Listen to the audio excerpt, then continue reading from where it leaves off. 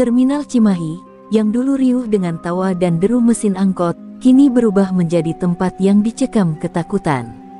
Para pedagang kecil berjualan dengan wajah tegang, selalu menoleh ke kanan dan kiri seolah bayangan kematian bisa muncul kapan saja. Di antara bau knalpot dan teriakan calo, ada satu nama yang membuat jantung orang-orang di sana seketika menciut, Rudy. Sosok bertubuh kekar, berambut cepak dengan bekas luka menganga di pipi kanan itu bukan sekadar preman, ia adalah raja kecil di wilayah terminal. Tak ada yang berani menantangnya. Pedagang nasi kuning, tukang cilok, sampai ibu-ibu penjual keripik semua tahu aturan tak tertulis, siapapun yang berdagang di terminal harus menyetor uang keamanan setiap minggu. Jumlahnya tak besar, tapi kalau telat atau menolak, maka bersiaplah kehilangan gigi atau gerobak.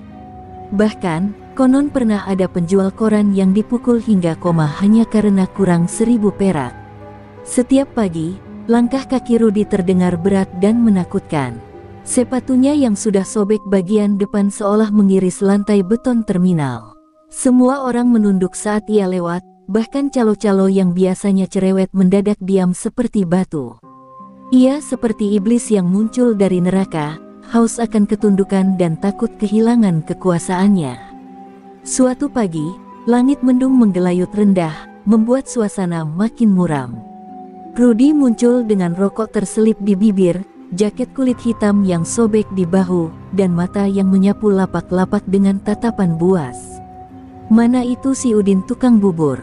Udah 2 hari nggak setor," hardiknya. Dengan gerakan kasar, ia menendang gerobak bubur hingga terbalik. Bubur panas tumpah ke lantai, dan Udin hanya bisa memohon sambil merangkak, wajahnya pucat pasi. Di ujung terminal, seorang gadis muda berkerudung coklat memperhatikan kejadian itu. Ia duduk di belakang gerobak kecil berisi asongan, permen, kerupuk, dan minuman sachet. Tatapannya tajam, berbeda dari yang lain. Tapi tak ada yang menyadarinya. Bagi mereka, ia hanyalah pedagang asongan biasa yang baru beberapa hari terlihat di terminal. Namun dalam dadanya, kemarahan mulai membara.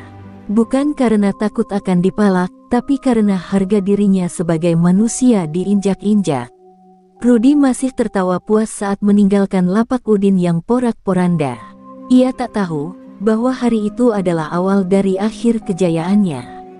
Sesuatu yang lebih besar dari sekadar perlawanan akan segera datang.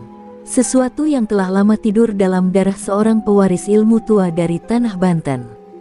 Dan di balik tatapan tenang si gadis, tersimpan rahasia yang akan mengubah wajah terminal Cimahi selamanya. Namanya Nisa. Usianya tak lebih dari 20 tahun, namun wajahnya menyimpan kesedihan yang tak biasa. Setiap pagi ia datang ke terminal membawa gerobak kecil berisi dagangan ringan. Tubuhnya mungil, suara lirih saat menawarkan kerupuk dan permen. Tapi yang tak banyak tahu, setiap geraknya terukur, setiap langkahnya seperti menapaki garis takdir yang panjang dan berat. Ia bukan gadis biasa. Ia membawa nama besar yang berusaha ia kubur dalam-dalam. Nisa tak tinggal di Cimahi sejak kecil. Ia datang 2 minggu lalu, menyewa kamar kecil di gang sempit belakang terminal. Orang-orang hanya tahu bahwa ia anak perantauan dari Pandeglang. Tak ada yang tahu bahwa darah seorang jawara mengalir deras di tubuhnya. Bahwa kakeknya adalah pemilik ilmu bandrong tingkat tinggi, yang dulu disegani di seluruh tanah Banten. Tapi semua itu telah terkubur, bersama jasad sang kakek yang mati dalam pengkhianatan belasan tahun silam. Meski telah berusaha menyingkir dari dunia silat dan kekerasan, Nisa tahu bahwa takdir sedang memanggilnya kembali. Melihat Rudy menindas orang lemah membangkitkan amarah lama yang selama ini ia tekan. Ia menggigit bibirnya setiap kali ingin berdiri dan melawan, tapi ia tahu belum waktunya. Ilmu bandrong bukan sembarang jurus, ia membutuhkan kekuatan batin dan kesiapan jiwa untuk mengendalikannya. Sekali digunakan tanpa kendali, bisa menghancurkan segalanya. Hari itu, setelah melihat gerobak Udin ditendang, Nisa menyisihkan dagangannya lebih awal. Ia pergi ke tempat sepi di balik tembok bekas pos satpam yang sudah runtuh. Di sanalah ia melepaskan kerudungnya sebentar, menyeka air mata, lalu duduk bersila. Ia mulai membaca mantra kuno warisan kakeknya, memanggil kembali ruh Bandrong yang pernah ia kubur. Dadanya panas, tubuhnya bergetar pelan, seperti ada kekuatan lama yang bangkit dari tidur panjangnya. Malam harinya, mimpi lamanya datang lagi. Ia melihat kakeknya berdiri di atas bukit, membawa tongkat dan berkata, ilmu bukan untuk pamer kekuatan, tapi untuk melindungi yang tak mampu. Jika kau biarkan kezaliman berkuasa, maka namaku akan kau bawa dalam kehinaan. Nisa terbangun dengan tubuh basah oleh keringat, tapi mata yang lebih tajam dari hari sebelumnya. Ia tahu, waktunya sudah dekat.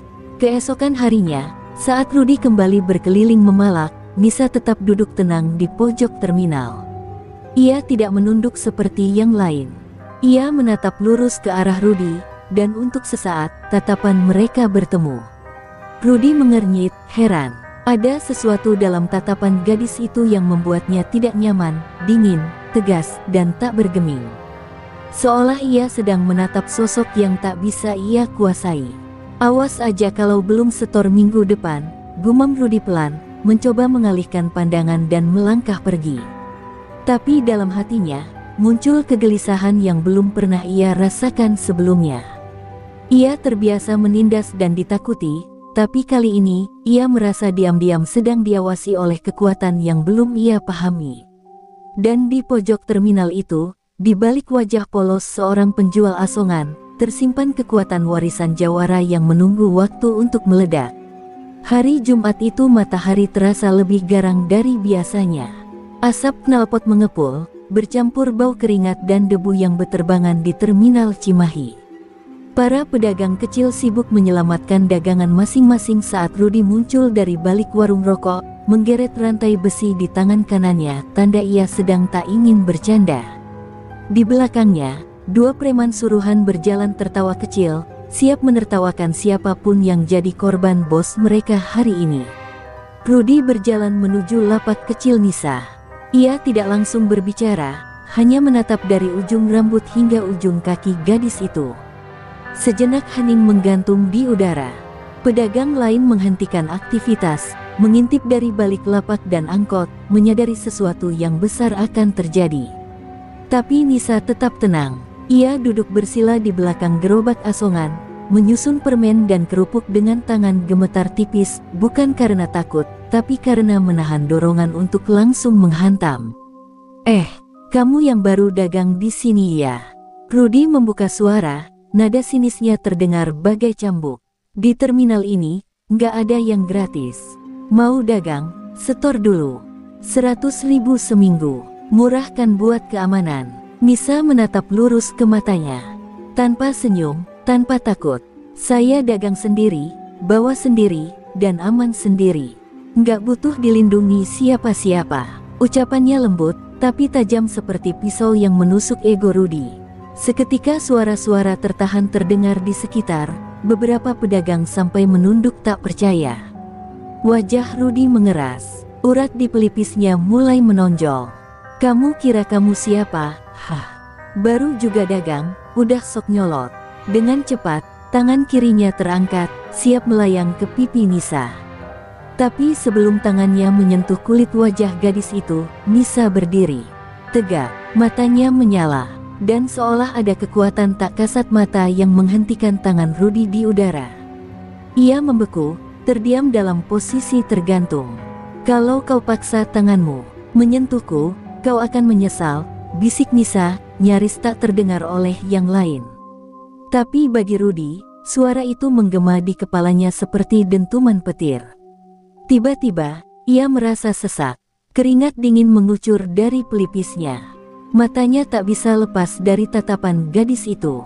Ada aura asing yang membuatnya merasa kecil, seakan ia sedang berdiri di hadapan sosok yang jauh lebih besar dari tubuh mungil itu. Rudy menarik tangannya perlahan, mencoba menyembunyikan rasa takut yang mulai tumbuh di dadanya. Ia tertawa hambar, lalu meludah ke tanah. Oke, baru kali ini ada asongan yang berani ngomong gitu sama gue. Tapi ingat ya, ini baru permulaan.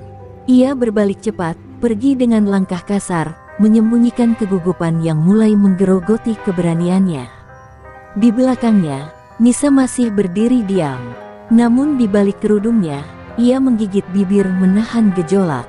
Ini baru awal. Ia tahu, tak bisa selamanya hanya memberi peringatan. Akan tiba waktunya tangan harus bergerak, dan jurus Bandrong yang diwariskan dari darah Jawara itu akan bicara dengan cara yang tak bisa dibantah siapapun. Sejak hari itu, terminal Cimahi terasa berubah. Ada semacam kegelisahan yang tak kasat mata menyelimuti udara. Rudy, preman yang biasanya melenggang pongah dan membentak siapa saja, kini mulai tampak canggung setiap melewati lapak Nisa. Para pedagang memperhatikan dari kejauhan, diam-diam saling berbisik. Ada yang mengatakan gadis itu punya isi, ada juga yang meyakini ia kiriman Jawara dari selatan. Namun bagi Rudy, semua itu hanya gangguan kecil yang harus segera disingkirkan. Malam itu, ia minum arak di warung remang bersama dua anak buahnya, melampiaskan kemarahan. Gue nggak bisa kalah sama cewek, apalagi cuma tukang asongan. Besok, gue kasih pelajaran. Biar tahu siapa raja di terminal ini. Ucapnya sambil membanting gelas ke lantai, pecah berantakan seperti amarahnya. Pagi berikutnya, Rudy datang lebih awal dari biasanya. Matanya merah, tangannya membawa rantai dan sepotong besi panjang. Pedagang mulai panik. Beberapa ibu-ibu buru-buru menutup lapak, takut terkena imbas. Tapi Nisa tetap di tempatnya. Seperti biasa, duduk tenang dengan dagangan kecilnya. Hanya matanya saja yang berbeda hari itu, lebih tajam, lebih tenang, lebih siap untuk sesuatu yang besar. Rudy melangkah cepat, wajahnya menyeringai. Gue udah kasih waktu, tapi lo malah ngelunjak. Sekarang, gue ajarin lo cara hormat sama penguasa terminal. Raungnya sambil mengangkat besi dan mengayunkan ke arah gerobak asongan. Seketika, brak, besi itu menghantam gerobak dan menghancurkan sisi kanannya. Permen dan kerupuk berserakan. Sebelum Rudy sempat mengayunkan lagi, Nisa bangkit. Gerakannya cepat dan anggun seperti bayangan. Ia meraih tangan Rudy yang mengangkat besi, lalu memutarnya ke belakang dalam satu gerakan halus namun kuat. "Aarrghaha," jerit Rudy. Tulang lengannya tertekuk, dan tubuh besarnya berlutut di depan gadis kecil yang kini berdiri tegak, seperti bayangan Jawara masa lalu. "Ini peringatan terakhir," ujar Nisa dingin.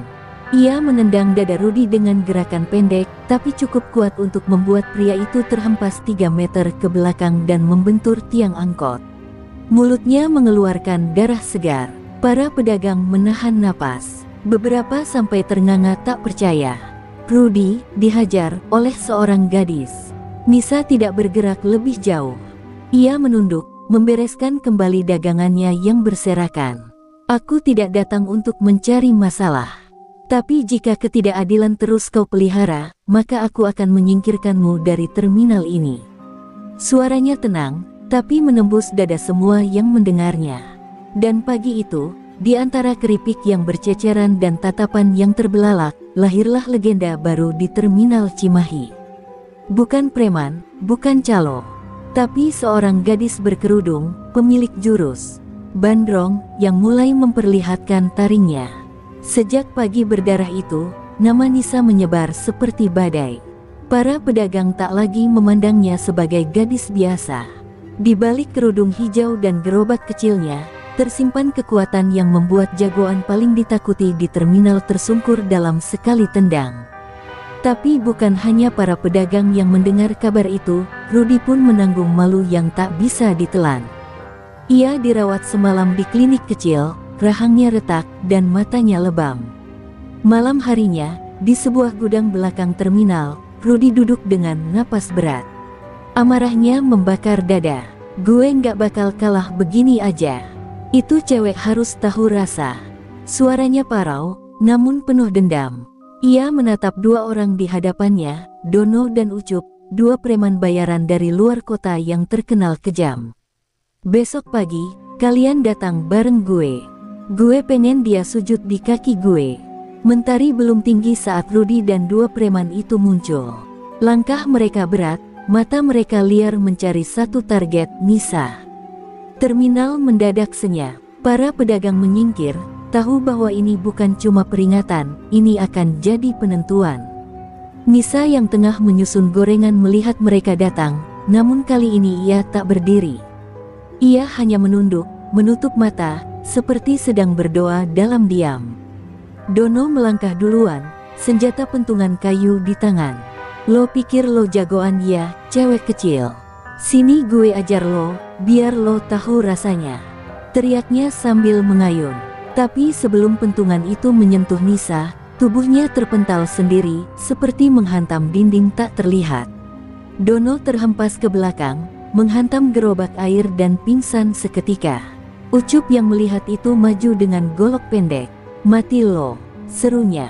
Tapi Nisa sudah berdiri, dan dalam hitungan detik, tubuhnya bergerak cepat, tangan kanannya menghantam ulu hati Ucup dengan telak. Ucup terkulai, matanya mendelik, mulutnya berbusa. Suara teriakan kaget meledak dari para pedagang. Dan kini, hanya Rudi yang tersisa, berdiri kaku, tubuhnya gemetar. Nisa melangkah mendekat, mata gadis itu kini menyala seperti api. Sudah cukup, Rudi. Aku bisa hancurkan kau sekarang, tapi aku beri kau satu pilihan. Pergi, atau aku akan membuatmu tidak bisa berjalan lagi, ujarnya dengan suara rendah, namun terdengar jelas ke seluruh penjuru terminal. Tak ada satupun yang berani berbicara. Rudi mundur perlahan, 1-2 langkah, lalu ia berlari terbirit-birit meninggalkan terminal, meninggalkan harga diri yang hancur bersama dua anak buahnya yang tak sadarkan diri. Hari itu, Terminal Cimahi menyaksikan akhir kekuasaan preman terkuatnya, bukan oleh polisi, bukan oleh senjata, tapi oleh seorang gadis penjual asongan yang memanggul warisan jawara sejati. Dan dari balik kerudung hijau yang berkibar diterpa angin pagi, Nisa menatap langit dengan tenang. Ia tahu, ini baru awal. Masih ada yang harus ia tuntaskan. Sebuah dendam lama, yang akan segera menampakkan wajahnya. Malam turun di atas Cimahi, tapi keheningan belum sepenuhnya kembali. Di sudut terminal, Nisa duduk termenung di samping gerobaknya yang sunyi. Kemenangan tadi pagi meninggalkan jejak dalam hatinya, bukan kebanggaan, tapi kegelisahan. Ia tahu, semakin banyak mata yang memperhatikannya, semakin dekat pula bahaya yang mengintai. Ia bukan hanya penjual asongan kini, tapi simbol perlawanan terhadap kekuasaan kotor. Seorang lelaki tua mendekatinya diam-diam. Kumis putihnya tebal, sorot matanya tajam, dan tongkat kayu hitamnya mengisyaratkan masa lalu yang tak biasa. Ia duduk di sebelah Nisa tanpa suara. "Kau sudah membuka tirai warisan, Nisa," katanya lirih. Nisa tak kaget, ia mengenal suara itu. Kakek Somat, guru sekaligus penjaga ajian Bandrong dari Tanah Banten. "Kenapa kau datang, Kek?" tanya Nisa pelan, tak berani menatap. "Karena api sudah kau nyalakan. Dan setiap api akan memancing angin atau badai," jawab kakek Somat dengan mata yang menatap jauh ke gelap malam. Nisa menggenggam lututnya. Ingatannya melayang ke masa 5 tahun silam, ketika ia hanyalah remaja biasa di kampung kecil di Banten. Waktu itu, ayahnya, seorang petani bersahaja, dibunuh oleh rentenir yang dibeking preman pasar. Ibunya jatuh sakit karena trauma, dan Nisa, gadis belia tak berdaya, nyaris dijual untuk membayar utang. Tapi saat tubuhnya terguncang ketakutan, datanglah kakek Somat, sahabat lama ayahnya, yang ternyata adalah seorang jawara tua pemilik ilmu Bandrong yang telah lama disembunyikan dari dunia. Selama 4 tahun, Nisa dibimbing dalam diam. Ia diajari gerak tubuh, pernapasan tenaga dalam, dan menghafal mantra-mantra kuno yang hanya diwariskan pada murid pilihan. Bandrong bukan sekadar jurus silat, ia adalah warisan leluhur, ilmu pengunci saraf dan pemecah tulang yang hanya digunakan untuk menegakkan keadilan. Tapi ada satu syarat, ilmu itu tak boleh digunakan untuk kesombongan. Nisa mengangguk perlahan malam itu. "Aku tidak ingin menjadi pahlawan. Aku hanya tak mau melihat tempat ini dijajah oleh ketakutan." Kakek Somat tersenyum tipis. "Dan itu yang membuatmu layak. Tapi bersiaplah, Nisa, karena mereka yang mendengar nama Bandrong, akan datang mencarimu. Termasuk dia, muridku yang hilang dan kini menjadi bayangan kelam di dunia preman. Nisa menoleh cepat. Maksud kakek, siapa? Kakek Somad bangkit, menatap langit sejenak. Namanya Komar. Ia adalah murid pertama yang kubuang dari padepokan, karena ia gunakan ilmu Bandrong untuk membunuh demi uang dan kuasa. Dan ku dengar, dia sekarang preman paling ditakuti di Jakarta. Udara seketika terasa dingin menusuk. Dan malam itu, di antara lampu terminal yang redup dan gerobak kosong yang dingin, Nisa menyadari pertarungannya belum selesai. Kemenangan atas Rudy hanyalah permulaan. Kini, bayangan masa lalu akan kembali, dan darah jawara akan kembali mengalir di Terminal Cimahi. Di sebuah kafe remang-remang di sudut Jakarta Timur, duduklah seorang pria bertubuh tinggi besar dengan bekas luka panjang di pipi kirinya. Tangannya menggenggam rokok, matanya menatap kosong ke arah televisi yang menayangkan berita lokal. Namun, telinganya tajam mendengar obrolan dua preman di meja belakang tentang seorang gadis di Cimahi yang menghajar preman bernama Rudy dengan ilmu aneh yang membuat lawan terpental tanpa sempat menyentuh tubuhnya. Pria itu adalah Komar. Dulu, ia dikenal sebagai pewaris utama Ajian Bandrong sebelum dibuang dari padepokan karena membunuh lawannya dalam duel terlarang. Sejak saat itu, ia menjelma jadi sosok gelap yang menjual tenaganya kepada siapa saja yang sanggup membayar mahal. Namun hari ini, kata Bandrong yang diucap preman itu membuat darahnya mendidih, karena ia tahu, hanya satu orang lagi yang mungkin mewarisi jurus itu, gadis kecil yang dulu ia anggap lemah, anak dari sahabat gurunya sendiri. Siapa namanya? Tanya Komar dingin pada dua preman itu. Mereka yang tak tahu siapa dia hanya menjawab sembarangan, Nisa, Bang. Jualan asongan di Terminal Cimahi. Tapi katanya sakti banget, bisa bikin orang pingsan cuma sekali pukul. Komar bangkit berdiri, mata tajamnya menyala. Cimahi, ya, kita lihat seberapa hebat dia memanggul warisan Bandrong. Sementara itu, di Terminal Cimahi, Nisa mulai merasakan perubahan. Para preman kecil tak lagi berkeliaran. Para pedagang mendatanginya dengan wajah hormat, sebagian membawa makanan, sebagian hanya ingin berterima kasih. Namun dalam hati Nisa, kegelisahan tumbuh. Ia merasa diawasi. Dalam tidurnya pun, ia mulai bermimpi buruk, mimpi tentang lelaki bermata tajam yang membakar rumah-rumah dengan tangan kosong.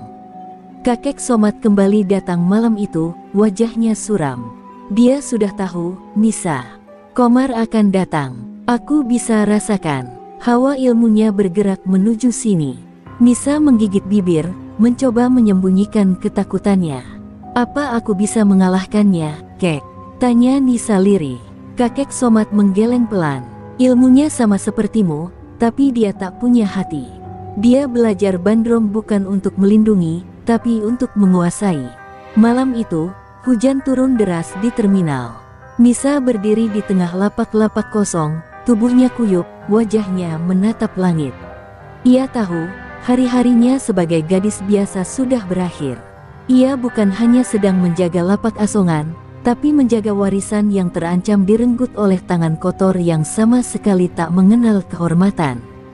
Di kejauhan, sebuah mobil hitam berhenti pelan. Seorang pria turun dari dalamnya, mengenakan jaket kulit dan membawa tongkat baja di punggung. Di bibirnya tersungging senyum licik. Terminal Cimahi yang sunyi seolah merasakan hawa kematian yang datang bersama lelaki itu. Komar telah tiba, dan di balik tirai hujan malam itu, dua pewaris ilmu yang sama sedang ditakdirkan untuk bertemu. Satu ingin melindungi, satu ingin menguasai. Benturan takdir mulai mendekat, dan Cimahi akan menjadi saksi dari pertarungan antara terang dan kegelapan. Terminal Cimahi diliputi keheningan tak biasa. Hujan masih mengguyur deras, membasahi aspal dan meredam suara langkah. Nisa berdiri di bawah atap pelindung warung kecil, matanya menatap lurus ke arah pria yang perlahan melangkah mendekat dari kegelapan. Sosok itu tinggi besar, sorot matanya dingin, dan setiap langkahnya memancarkan aura maut. Di balik punggungnya, terlihat tongkat baja yang tampak tak sekadar untuk penopang tubuh. Komar berhenti hanya 3 meter dari Nisa.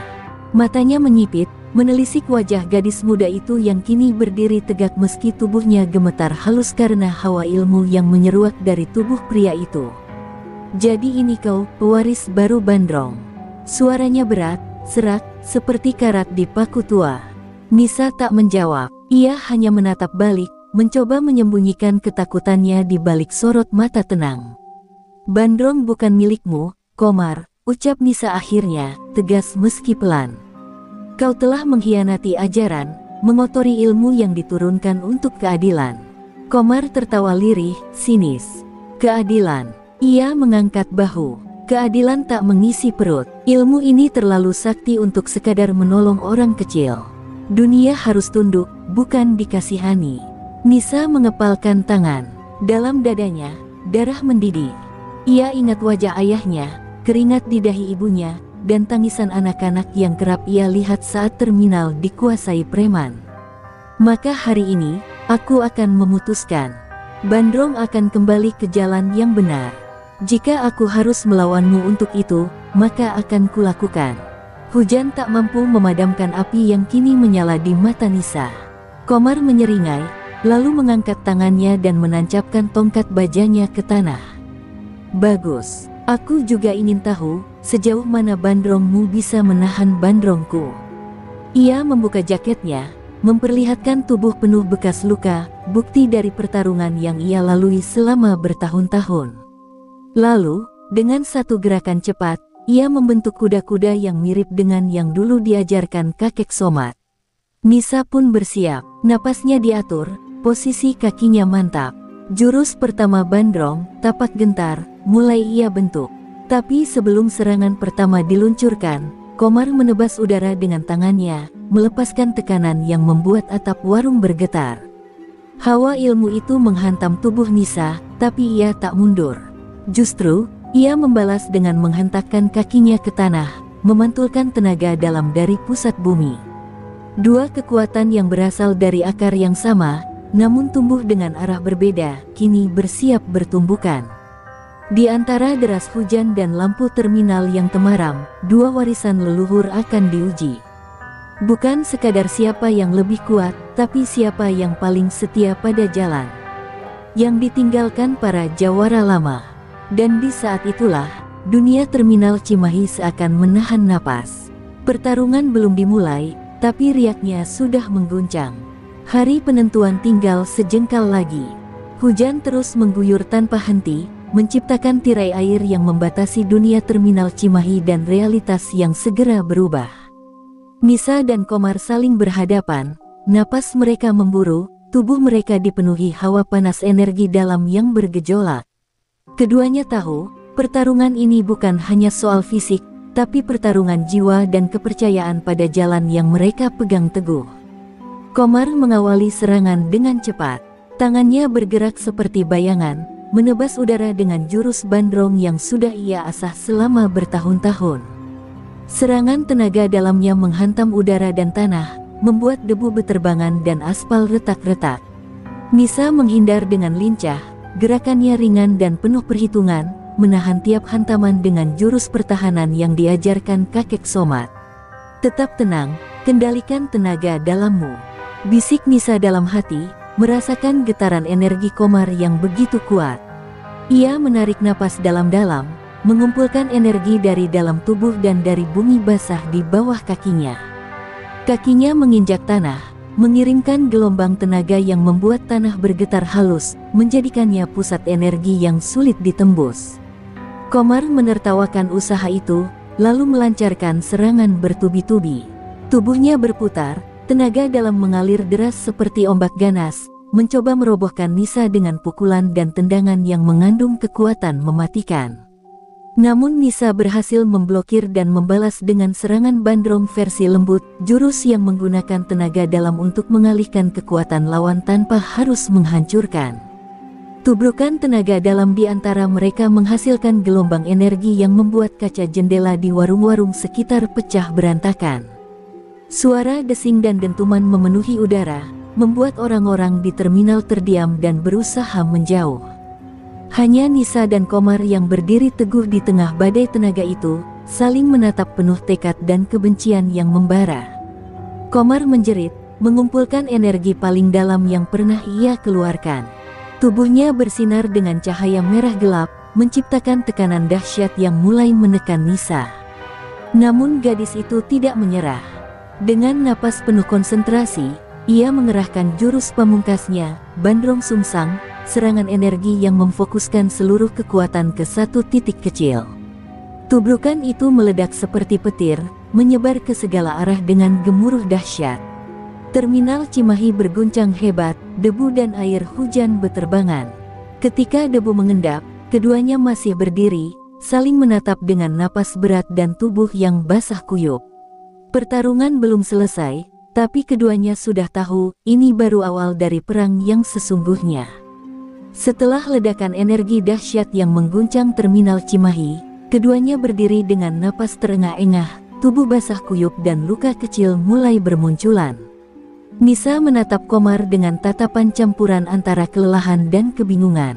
Ada sesuatu dalam sorot matanya yang tak hanya berupa kemarahan atau dendam, melainkan sebuah pertanyaan yang jauh lebih dalam, siapa sebenarnya pria di hadapannya ini? Komar, dengan dada yang masih naik turun karena mengatur napas, menatap balik kelelahan tapi ada kilatan penyesalan yang muncul. Kau, lebih kuat dari yang kukira, ujarnya pelan, suara yang tak lagi penuh sinis tapi lebih seperti seseorang yang mulai menyadari sesuatu. Dulu, aku juga seperti kau. Menganggap ilmu ini adalah senjata untuk kuasai dunia, bukan untuk melindungi. Nisa mengerutkan dahi, ragu sejenak sebelum bertanya, kalau begitu, kenapa kau memilih jalan itu? Jalan kekerasan dan penguasaan. Komar menunduk, matanya redup. Karena aku kehilangan segalanya. Guruku, teman-temanku, mereka tewas dalam pertarungan yang sia-sia. Aku ingin kuat agar tak pernah kehilangan lagi. Kata-kata itu menghantam Nisa lebih dalam daripada pukulan apapun. Ia mulai mengerti bahwa Komar bukan hanya musuh, tapi pria yang hancur oleh masa lalunya sendiri. Aku juga kehilangan banyak hal, balas Nisa, suaranya bergetar, termasuk ayahku yang mengajarkanku arti keadilan sejati. Aku tak ingin ilmu ini jadi alasan untuk menyakiti orang lain. Komar menatap gadis itu dengan pandangan berbeda, seolah melihat bayangan dirinya yang pernah terluka dan rapuh. Mungkin, aku sudah terlalu lama tersesat. Mungkin masih ada harapan untuk ilmu Bandrong ini kembali ke jalan yang benar, ucapnya lirih, namun ada getaran tekad di ujung kata-katanya. Hujan mulai mereda, dan udara sekeliling menjadi lebih tenang. Keduanya duduk di pinggir jalan terminal, luka mereka saling teraba, bukan hanya luka fisik, tapi juga luka jiwa yang menuntut penyembuhan. Bagaimana jika kita bekerja sama? Tawar Nisa, suaranya lembut tapi penuh keyakinan, aku butuh seseorang yang mengerti Bandrong sepertimu. Dan aku yakin, kau juga butuh jalan keluar dari kegelapan. Komar terdiam sesaat, lalu perlahan mengangguk. Kita bisa coba, tapi ingat, ini bukan tentang kekuatan, tapi tentang menjaga apa yang benar. Dengan keputusan itu, kisah dua pewaris Bandrong mulai berbalik arah, dari musuh menjadi sekutu, bertekad untuk mengembalikan kehormatan ilmu mereka di tengah kerasnya dunia terminal Cimahi. Pagi mulai merekah, menembus sisa kabut dan hujan semalam yang membasahi terminal Cimahi. Nisa dan Komar duduk berhadapan di warung kecil di sudut terminal, wajah mereka masih menyisakan bekas luka dan kelelahan. Namun kini ada cahaya harapan di mata mereka, yang sebelumnya hanya dipenuhi kecurigaan dan dendam. Mereka sedang menyusun rencana untuk merebut kembali kendali terminal dari geng-geng preman yang merajalela. Kita harus mulai dari yang kecil, ujar Nisa dengan suara tegas. Kita kumpulkan pedagang dan pekerja terminal yang selama ini menjadi korban. Mereka perlu tahu ada harapan baru. Komar mengangguk, menatap sekeliling warung yang mulai dipenuhi aktivitas pagi. Dan aku akan menghubungi beberapa kenalanku. Mereka yang dulu loyal padaku, tapi mungkin masih punya rasa keadilan. Nisa terkejut mendengar Komar mau mengandalkan orang-orangnya. Apa kau yakin mereka akan percaya padamu setelah semua yang terjadi? Tanyanya ragu. Komar menghela napas panjang. Tidak semua. Tapi kalau aku yang memimpin, aku bisa pastikan mereka tetap di jalur yang benar. Nisa tersenyum kecil, merasa ada perubahan besar di dalam diri pria itu. Mereka mulai berkeliling terminal, menemui pedagang asongan, tukang ojek, dan para pekerja yang sebelumnya hidup dalam ketakutan. Berita tentang perubahan ini cepat menyebar, membawa angin segar yang menggugah semangat banyak orang. Perlahan tapi pasti, keberanian mereka bangkit untuk melawan para preman yang selama ini berkuasa dengan kekerasan. Namun, di balik itu semua, bayangan Komar yang lama belum benar-benar hilang. Beberapa anggota gengnya yang fanatik mulai menolak perintah baru dan merencanakan cara untuk menjatuhkan Komar dan Nisa. Mereka melihat aliansi ini sebagai pengkhianatan yang harus dibayar mahal. Konflik internal pun mulai mengancam kestabilan rencana. Nisa dan Komar sadar bahwa perjuangan mereka tidak hanya melawan musuh luar, tapi juga dari dalam. Mereka harus lebih waspada dan pintar dalam mengatur strategi. Mereka melatih beberapa pedagang dan pemuda terminal dengan ilmu dasar bandrong, membentuk barisan kecil yang siap menjaga keamanan dan menolak intimidasi. Suasana terminal yang sempat sunyi dan mencekam kini mulai berubah. Harapan tumbuh, meski bayang-bayang. Bahaya tetap mengintai. Aliansi tak terduga ini mulai membangun kekuatan baru, menyiapkan diri untuk pertarungan yang lebih besar dan menentukan nasib terminal Cimahi. Suasana terminal Cimahi yang mulai bergeliat dengan semangat baru tiba-tiba berubah menjadi mencekam saat malam datang.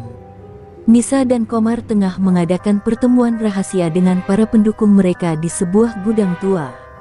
Rencana perlindungan dan pembagian wilayah sedang dibahas dengan serius, ketika tiba-tiba seorang anggota baru yang mereka percaya, Ujang, menyelinap keluar dari ruangan dengan ekspresi dingin yang tak biasa. Beberapa jam kemudian, Komar mendapat kabar buruk dari mata-mata di lapangan. Informasi yang mereka kumpulkan selama ini telah bocor ke geng-geng preman lawan. Serangan mendadak yang brutal menghantam beberapa titik penting di terminal, melukai beberapa pedagang dan membuat suasana kembali ke ketakutan yang pekat. Semua tanda menunjuk pada adanya pengkhianatan dari dalam. Komar mengumpulkan seluruh kelompoknya dengan wajah penuh kemarahan dan kecewa. Siapa yang berkhianat? Siapa yang menjual kita? Suaranya bergema dalam gudang yang gelap. Nisa menatap Komar dengan mata penuh kesedihan, mengetahui bahwa kepercayaan yang mereka bangun mulai retak. Kita harus segera menemukan pengkhianat itu sebelum semuanya terlambat. Malam itu juga, Nisa menyusup diam-diam ke dalam kerumunan untuk mencari petunjuk. Dengan insting dan kemampuan bertarung yang makin terasah, ia berhasil menangkap Ujang saat berusaha meninggalkan terminal dengan membawa dokumen rahasia. Tatapan dingin Ujang berubah menjadi ketakutan saat berhadapan dengan Nisa, yang kini berdiri sebagai penjaga keadilan di tengah kekacauan. Di hadapan Komar dan anggota lainnya, Ujang mengaku bahwa ia dipaksa oleh tekanan dan ancaman dari geng lawan yang mengancam keluarganya. Pengkhianatan itu bukan karena niat jahat, tapi karena ketakutan yang membutakan mata dan hati. Komar menatap Ujang lama, lalu menggeleng pelan. Kita semua punya kelemahan, tapi ini bukan alasan untuk mengorbankan saudara sendiri. Keputusan berat pun diambil. Ujang harus tetap tinggal dan membuktikan kesetiaannya dengan membantu memperbaiki kerusakan yang telah terjadi.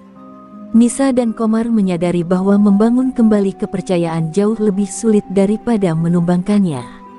Mereka harus lebih waspada, tapi juga harus mampu mengampuni agar kekuatan baru ini tetap utuh. Malam semakin larut, hujan rintik-rintik kembali turun pelan di terminal Cimahi. Nisa dan Komar berdiri di depan gudang, memandang ke arah kegelapan yang masih menyimpan banyak misteri dan bahaya. Kita tidak bisa lengah, kata Nisa pelan, pengkhianatan bisa datang dari mana saja, bahkan dari orang yang paling dekat. Komar mengangguk, siap menghadapi ujian berat yang akan menentukan masa depan mereka. Malam itu, suasana terminal Cimahi kembali mencekam. Komar dan Nisa telah mengumpulkan pasukan kecil mereka untuk merencanakan serangan balasan terhadap geng-geng preman yang telah merusak kedamaian. Tubuh mereka masih terasa lelah setelah pengkhianatan Ujang, tapi semangat membara untuk membalas dendam dan merebut kembali kontrol terminal tidak boleh padam. Nisa menatap anggota-anggota yang ada di depan mata, wajah-wajah lelah namun penuh tekad. Kita tidak hanya berjuang untuk diri kita sendiri, tapi untuk semua orang yang hidup di terminal ini. Kita harus pastikan mereka tidak bisa lagi mengganggu kehidupan mereka. Suaranya tegas dan menyentuh hati, membuat semua yang hadir merasa bangkit dari kelelahan. Komar mengangguk dan menambahkan, kita akan menyerang di 3 titik sekaligus. Tim pertama menyerang gudang senjata mereka, tim kedua memutus jalur logistik, dan tim ketiga mengamankan area pedagang agar mereka aman. Aku dan Nisa akan memimpin serangan ke gudang senjata. Rencana itu disusun dengan matang dan penuh perhitungan. Ketika malam semakin dalam dan gerimis halus turun, serangan pun dimulai. Nisa dan Komar menyelinap dengan langkah senyap, menggunakan ilmu Bandrong untuk menyembunyikan kehadiran mereka. Dalam gelap, mereka menghantam lawan dengan kecepatan dan kekuatan yang membuat musuh tak berkutik. Serangan mereka bukan sekadar pukulan fisik, tapi juga serangan energi yang menghancurkan semangat lawan. Di lokasi lain, anggota lain dari pasukan mereka dengan cermat memutus jalur suplai dan mengamankan area pasar. Berkat latihan dan persiapan yang matang, mereka berhasil menghalau serangan balasan dari geng lawan yang terkejut dan panik menghadapi kekuatan baru yang muncul tiba-tiba. Ketegangan berubah menjadi kemenangan kecil yang penuh harapan. Namun, di tengah euforia kemenangan, Komar merasakan ada bahaya yang mengintai. Sebuah bayangan gelap muncul dari sudut, mencoba menyerang dengan jurus cepat dan mematikan. Dengan refleks luar biasa, Komar menangkis dan membalas serangan itu, memperlihatkan bahwa musuh mereka tidak hanya kuat, tapi juga licik dan berbahaya. Nisa yang melihat kejadian itu segera bergabung, dan bersama-sama mereka mengalahkan penyerang misterius tersebut. Saat tubuh musuh terjatuh, wajahnya yang tertutup tudung terkuak, menampilkan ekspresi penuh dendam dan keangkuhan. Kau pikir kalian sudah menang? Ini baru permulaan, teriaknya sebelum hilang dalam kegelapan. Serangan balasan itu memang berhasil, tapi kini Nisa dan Komar tahu musuh mereka tidak akan tinggal diam. Mereka harus bersiap menghadapi serangan yang lebih besar dan lebih kejam. Terminal Cimahi menjadi medan pertempuran yang semakin panas, dan pertarungan belum usai. Malam yang sunyi di Terminal Cimahi berubah menjadi mencekam saat Komar duduk termenung di sudut warung kecil. Pikirannya dipenuhi bayangan masa lalu yang selama ini ia coba lupakan. Penyerang misterius yang mereka hadapi dalam serangan balasan tadi malam membawa ingatan lama yang menghantui, seseorang yang pernah menjadi bagian dari hidupnya, tapi kini berubah menjadi musuh paling berbahaya. Nisa duduk di samping Komar, mencoba mengusir kesunyian dengan suara lembut. Siapa dia, Komar? Kenapa dia terlihat sangat tahu tentangmu? Tanya Nisa, ingin sekali menggali rahasia yang tersembunyi dalam senyuman getir pria itu. Komar menarik napas panjang, berat. Namanya Raka. Dulu kami saudara sejurus, murid yang diajari oleh guru yang sama. Tapi dia memilih jalan gelap, mencari kekuasaan tanpa batas. Cerita itu mengalir seperti sungai deras. Komar menceritakan bagaimana Raka mengkhianati guru mereka dan meninggalkan jalan kebenaran. Dia membentuk gengnya sendiri, lebih kejam dan lebih kuat. Sekarang dia jadi ancaman terbesar bukan hanya buat terminal, tapi buat kita semua. Nisa mendengarkan dengan seksama, hatinya semakin yakin bahwa pertarungan ini bukan hanya soal wilayah, tapi juga soal menghadapi bayangan kelam masa lalu. Keesokan harinya, Komar dan Nisa menyusuri bagian terdalam terminal, mencari informasi tentang pergerakan geng Raka. Mereka menemukan jejak-jejak yang menunjukkan bahwa Raka tengah merancang serangan besar. Bahkan, rumor tentang aliansi gelap antara Raka dan preman dari luar kota mulai merebak, menambah ancaman yang tak bisa dianggap remeh. Nisa merasakan tekanan berat di pundaknya. Kita harus segera bertindak, Komar. Kalau Raka sampai menguasai terminal, semua yang kita perjuangkan akan hancur. Komar mengangguk setuju, namun dalam hatinya tersimpan rasa takut yang jarang ia tunjukkan, takut kehilangan segalanya seperti dulu. Malam harinya, keduanya kembali ke gudang markas. Rasa waspada semakin menebal. Komar menatap Nisa dengan mata penuh tekad. Kita harus bersatu, tidak hanya dengan para pedagang dan pemuda terminal, tapi juga dengan siapapun yang ingin melawan kejahatan. Nisa tersenyum, menyadari bahwa perjuangan mereka sudah melampaui sekadar balas dendam. Namun, di balik bayangan malam, suara langkah berat terdengar mendekat. Seseorang muncul dari gelap, membawa pesan yang membuat darah mereka berdesir. Raka tahu kalian di sini, dan dia datang untuk mengakhiri semuanya. Terminal Cimahi kini berada di ambang perang besar, dan pertarungan antara dua saudara sejurus akan segera dimulai. Fajar mulai merekah saat Komar dan Nisa bersiap menghadapi serangan besar dari Raka dan gengnya. Suasana terminal yang biasanya ramai kini dipenuhi ketegangan dan rasa takut, tapi juga harapan. Pedagang dan pemuda terminal berkumpul, siap mempertahankan tempat yang telah menjadi rumah mereka dari ancaman saudara sejurus yang berubah jadi musuh. Dari kejauhan, terdengar derap langkah pasukan Raka yang datang dengan amarah membara.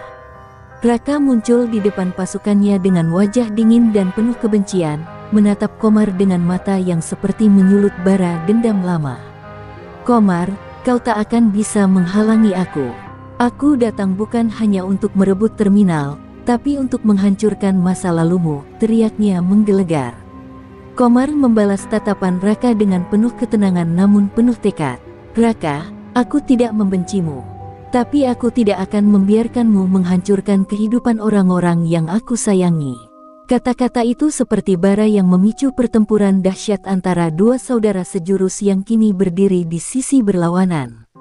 Pertarungan dimulai dengan ledakan kekuatan dan jurus bandrong dari Komar yang menantang ilmu gelap Raka. Tubuh mereka bergerak lincah, bertarung bukan hanya dengan otot, tapi juga dengan keahlian dan ilmu yang menembus batas fisik biasa. Setiap pukulan dan tendangan mereka mengguncang bumi, menarik perhatian semua yang menyaksikan.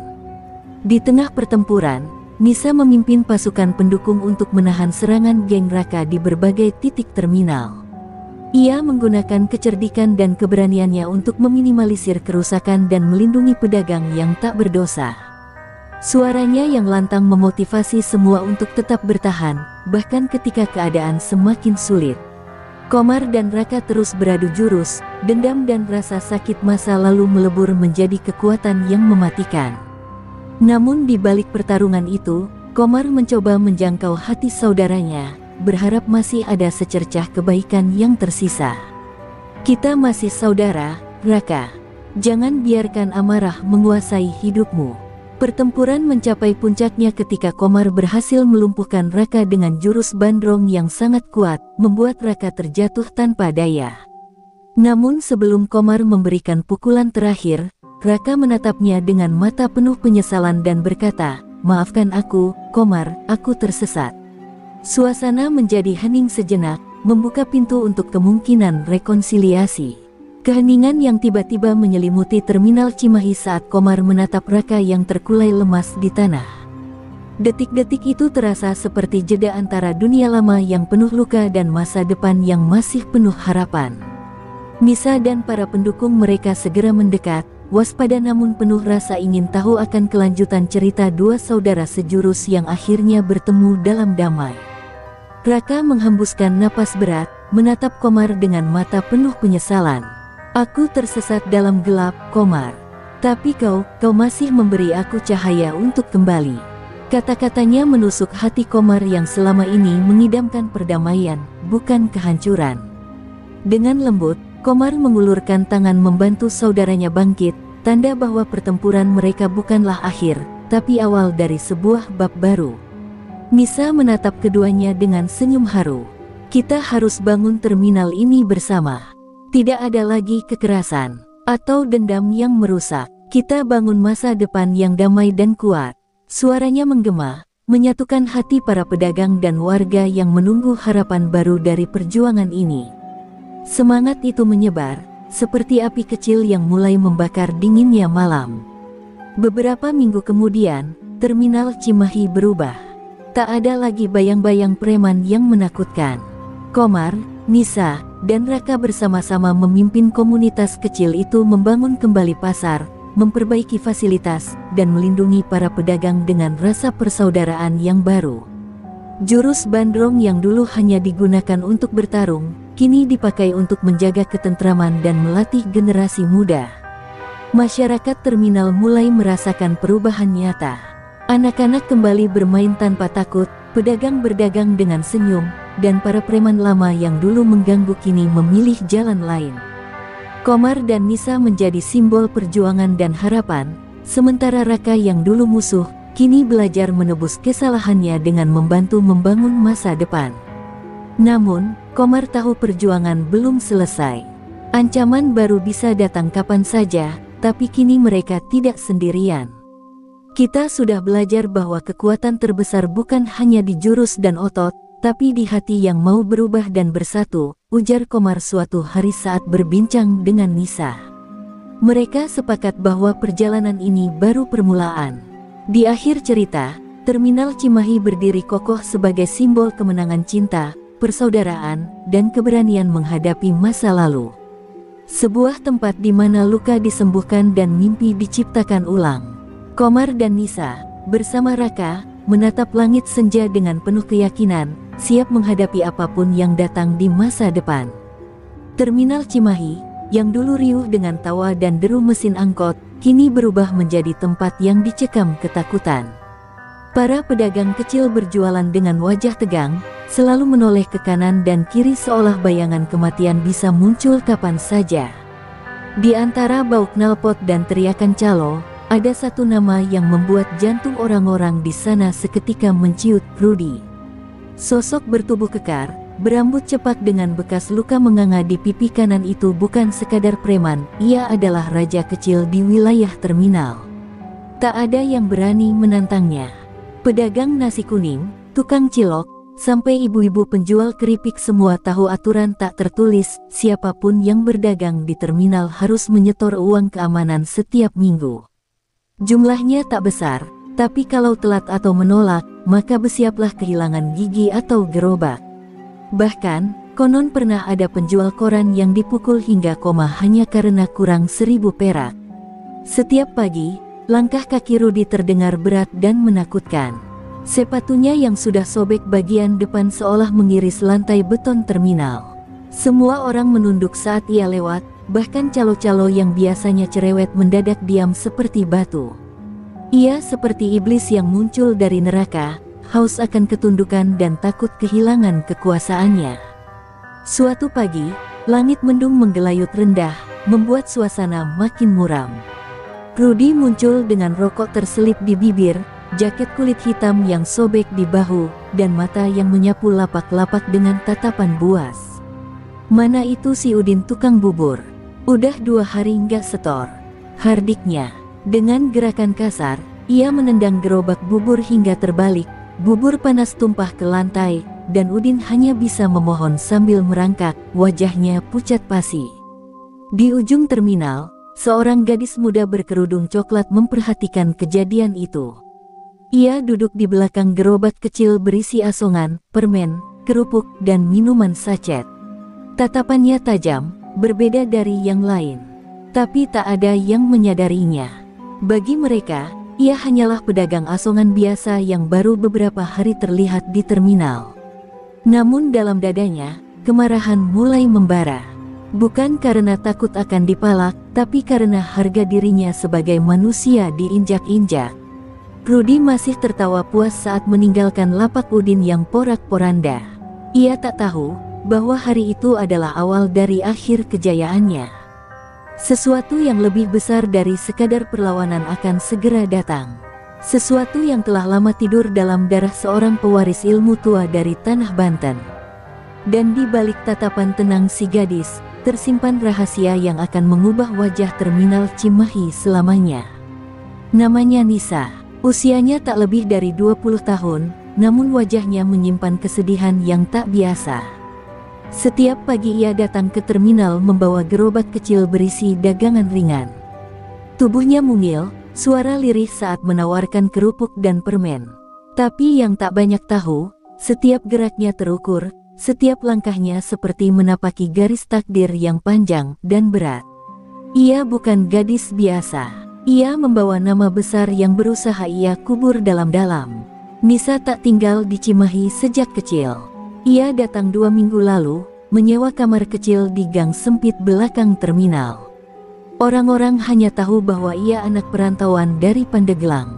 Tak ada yang tahu bahwa darah seorang jawara mengalir deras di tubuhnya. Bahwa kakeknya adalah pemilik ilmu bandrong tingkat tinggi, yang dulu disegani di seluruh tanah Banten. Tapi semua itu telah terkubur, bersama jasad sang kakek yang mati dalam pengkhianatan belasan tahun silam. Meski telah berusaha menyingkir dari dunia silat dan kekerasan, Nisa tahu bahwa takdir sedang memanggilnya kembali. Melihat Rudi menindas orang lemah membangkitkan amarah lama yang selama ini ia tekan. Ia menggigit bibirnya setiap kali ingin berdiri dan melawan, tapi ia tahu belum waktunya. Ilmu bandrong bukan sembarang jurus, ia membutuhkan kekuatan batin dan kesiapan jiwa untuk mengendalikannya. Sekali digunakan tanpa kendali, bisa menghancurkan segalanya. Hari itu, setelah melihat gerobak Udin ditendang, Nisa menyisihkan dagangannya lebih awal. Ia pergi ke tempat sepi di balik tembok bekas pos satpam yang sudah runtuh. Di sanalah ia melepaskan kerudungnya sebentar, menyeka air mata, lalu duduk bersila. Ia mulai membaca mantra kuno warisan kakeknya, memanggil kembali ruh bandrong yang pernah ia kubur. Dadanya panas, tubuhnya bergetar pelan, seperti ada kekuatan lama yang bangkit dari tidur panjangnya. Malam harinya, mimpi lamanya datang lagi. Ia melihat kakeknya berdiri di atas bukit, membawa tongkat dan berkata, "Ilmu bukan untuk pamer kekuatan, tapi untuk melindungi yang tak mampu. Jika kau biarkan kezaliman berkuasa, maka namaku akan kau bawa dalam kehinaan." Nisa terbangun dengan tubuh basah oleh keringat, tapi mata yang lebih tajam dari hari sebelumnya. Ia tahu, waktunya sudah dekat. Keesokan harinya, saat Rudi kembali berkeliling memalak, Nisa tetap duduk tenang di pojok terminal. Ia tidak menunduk seperti yang lain. Ia menatap lurus ke arah Rudi, dan untuk sesaat, tatapan mereka bertemu. Rudi mengernyit, heran. Ada sesuatu dalam tatapan gadis itu yang membuatnya tidak nyaman, dingin, tegas, dan tak bergeming. Seolah ia sedang menatap sosok yang tak bisa ia kuasai. "Awas aja kalau belum setor minggu depan," gumam Rudi pelan, mencoba mengalihkan pandangan dan melangkah pergi. Tapi dalam hatinya, muncul kegelisahan yang belum pernah ia rasakan sebelumnya. Ia terbiasa menindas dan ditakuti, tapi kali ini, ia merasa diam-diam sedang diawasi oleh kekuatan yang belum ia pahami. Dan di pojok terminal itu, di balik wajah polos seorang penjual asongan, tersimpan kekuatan warisan jawara yang menunggu waktu untuk meledak. Hari Jumat itu matahari terasa lebih garang dari biasanya. Asap knalpot mengepul, bercampur bau keringat dan debu yang beterbangan di terminal Cimahi. Para pedagang kecil sibuk menyelamatkan dagangan masing-masing saat Rudi muncul dari balik warung rokok, menggeret rantai besi di tangan kanannya, tanda ia sedang tak ingin bercanda. Di belakangnya, 2 preman suruhan berjalan tertawa kecil, siap menertawakan siapapun yang jadi korban bos mereka hari ini. Rudi berjalan menuju lapak kecil Nisa. Ia tidak langsung berbicara, hanya menatap dari ujung rambut hingga ujung kaki gadis itu. Sejenak hening menggantung di udara. Pedagang lain menghentikan aktivitas, mengintip dari balik lapak dan angkot, menyadari sesuatu yang besar akan terjadi. Tapi Nisa tetap tenang. Ia duduk bersila di belakang gerobak asongan, menyusun permen dan kerupuk dengan tangan gemetar tipis, bukan karena takut, tapi karena menahan dorongan untuk langsung menghantam. Kamu yang baru dagang di sini ya?" Rudi membuka suara, nada sinisnya terdengar bagai cambuk. "Di terminal ini, nggak ada yang gratis. Mau dagang, setor dulu." 100.000 seminggu. Murah kan buat keamanan. Nisa menatap lurus ke matanya. Tanpa senyum, tanpa takut. Saya dagang sendiri, bawa sendiri, dan aman sendiri. Nggak butuh dilindungi siapa-siapa. Ucapannya lembut, tapi tajam seperti pisau yang menusuk ego Rudi.